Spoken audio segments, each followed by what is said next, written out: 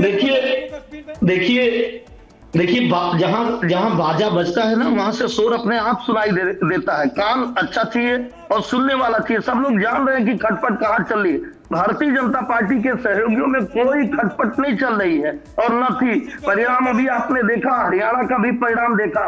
उत्तर प्रदेश की जनता ने बड़े अच्छे से देखा कि बड़े झूठे लोग हैं। किसानों की बात करते थे, 1200 किसानों की आत्महत्या हो गई। कर्नाटक में भैया बोल ही नहीं रहे, कहते थे अच्छा राज चलाएंगे। हिमाचल में तो सिल्ली देने का पैसा नहीं है, कहते थे हम महिलाओं पर अत्याचार। राजनीतिक विश्लेषक हमारे साथ सौरभ दुबे हमारे साथ जुड़ चुके हैं। राजनीतिक विश्लेषक, जरा बात करते हैं। सौरभ, किसी प्रदेश की याद आ रही है क्या आपको?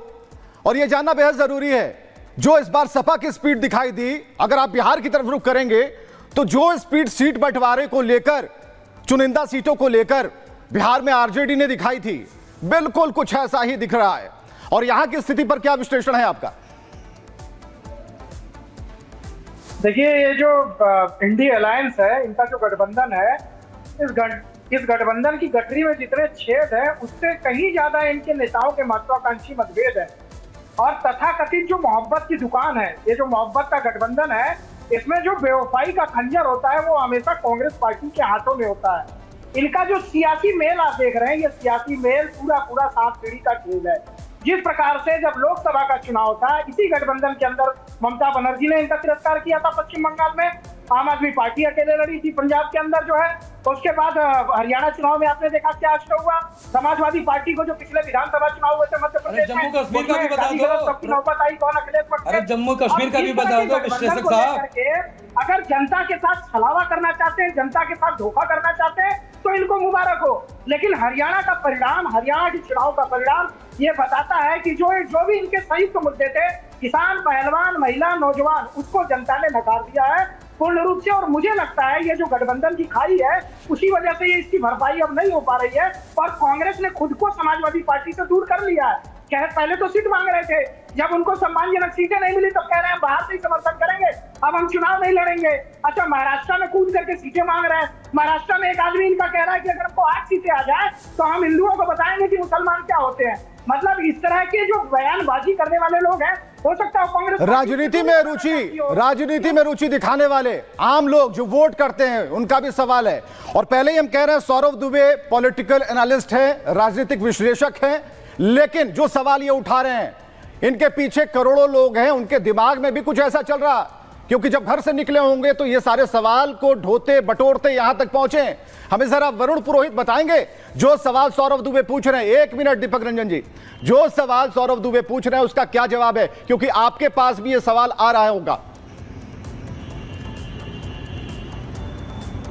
देखिए, सौरभ दुबे जो है पूछ रहे हैं पुलिसिया फॉर्मेट के सवाल पूछ रहे हैं। हमारी बटालियन नहीं है भारतीय जनता पार्टी की जैसे पुलिसिया फॉर्मेट नहीं है, उसने ऐसे क्यों कहा, उसने ऐसे क्यों कहा। अरे भाई, लोकतंत्र है, लोकतंत्र में सबकी वॉइस चलती है, सबका दिमाग चलता है। यहाँ बौद्धिक क्षमता की आवश्यकता है नहीं, स्लीपर सेल बना दिए ब्रेन वॉश करके। तो एक आदमी ने कहा जैसे भेड़ बकरियों की जैसे चलाओगे, ये लोकतंत्र है।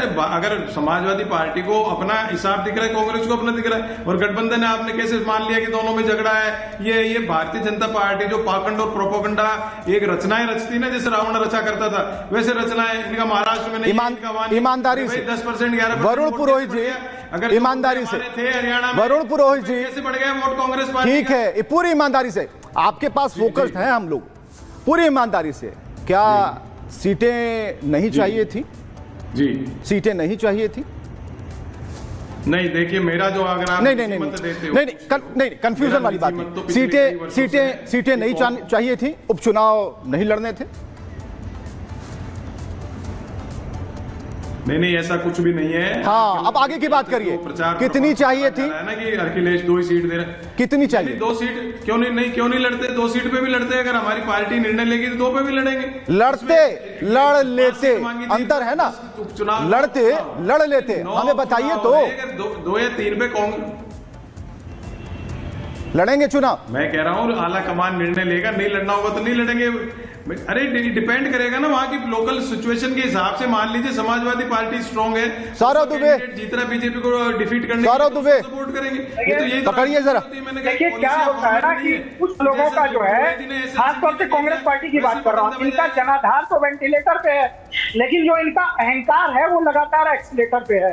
तो जनाधार वेंटिलेटर पे जा रहा है, लेकिन इनको ये नहीं दिखाई दे रहा है। नहीं, वेंटिलेटर पे 100 सीट आ गई सौरभ जी, वेंटिलेटर पे दे रही है जनता सीटें, वेंटिलेटर पे वोट आ रहे हैं, वेंटिलेटर पे वोट आते होंगे इतने। खुश है क्या? वाह वाह, क्या लोकतंत्र की धज्जियां उड़ा रहे हो आप एनालिसिस करके। 240 सीटें तो वोट आ गया, बाकी सब लोग वेंटिलेटर पे। भारतीय जनता पार्टी से 15 सीटें पीछे रह गए, वो आपके लिए आकलन करने का विषय नहीं है। वरुण पुरोहित जी, आप तो चाणक्य हैं कांग्रेस पार्टी के, आपको तो कांग्रेस पार्टी को आईना दिखाना चाहिए। आप कर रहे हो हमारी पार्टी के आकलन की, अभी कह रहे हो वेंटिलेटर पे। नहीं, कौन सा वेंटिलेटर हो गया कांग्रेस के लिए? कौन सा वेंटिलेटर? एहसन सिंह जी, बीजेपी के प्रवक्ता एहसन सिंह, एक मिनट सौरभ भाई, एक मिनट। एहसन सिंह जी, आपकी तो बल्ले बल्ले है, आपकी तो बल्ले बल्ले है। यहाँ जो हो रहा है, आप तो निकल गए सर। नहीं देखिए, वो भारतीय जनता पार्टी नहीं, संपूर्ण भारत की बल्ले बल्ले है। ऐसे लोग जो भारत की संस्थाओं को नहीं मानते हैं, जो हिंडनबर्ग को मानते हैं, जो विदेशी एजेंसियों को मानते हैं, जो सुप्रीम कोर्ट को नहीं मानेंगे, ईवीएम को नहीं मानेंगे, जो देश के संस्थाओं पर सवाल उठाएंगे, अगर वो लोग दरकिनार रहते हैं तो निश्चित तौर पे देश की बल्ले बल्ले है।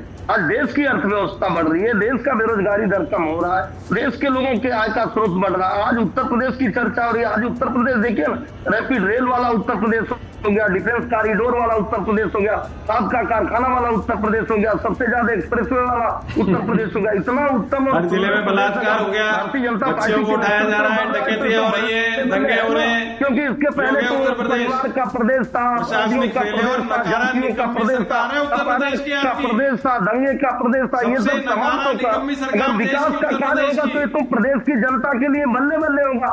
अब कांग्रेस का सूर्य तो उत्तर प्रदेश में उदय ही नहीं हुआ। हाँ, उनको बैसाखी का सहारा चाहिए था, परजीवी बन के काम चलाना था। समाजवादी पार्टी ने कहा नहीं, आपने हमारी हैसियत को देखा, हरियाणा में हम आपकी हैसियत को देखेंगे। तो इनकी आपस की लड़ाई है, भलाई इसी में कि आप मिलिए, लेकिन हम तो एक कर चलेंगे कि ना हम बटेंगे, ना कटेंगे, ना घटेंगे। क्योंकि ये लोग क्या करते हैं, हमको बांट के काटने का प्रयास करते हैं। और भारतीय जनता पार्टी आज बार बार लोगों से कह रही है, इससे सावधान रहना होगा, ऐसे लोगों से सावधान रहना होगा। संविधान की बात करते हैं, ये दलितों की ठीक है। 30 सेकंड में कांग्रेस की सरकार है, कांग्रेस 30 सेकंड विकास के लिए जो पैसा गया। 1 मिनट। ये एसपी सिंह जी से आप ये पूछिए, 1 मिनट, एसएस सिंह। कांग्रेस के आज मिले के सरकारें क्यों बनाते हो?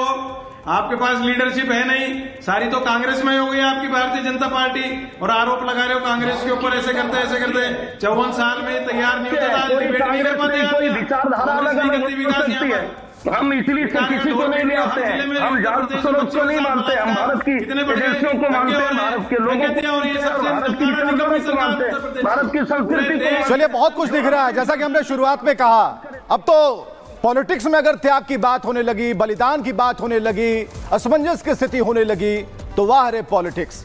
खैर, थोड़ा और इंतजार कर लीजिए, कुछ दिन और इंतजार कर लीजिए, सब कुछ साफ हो जाए।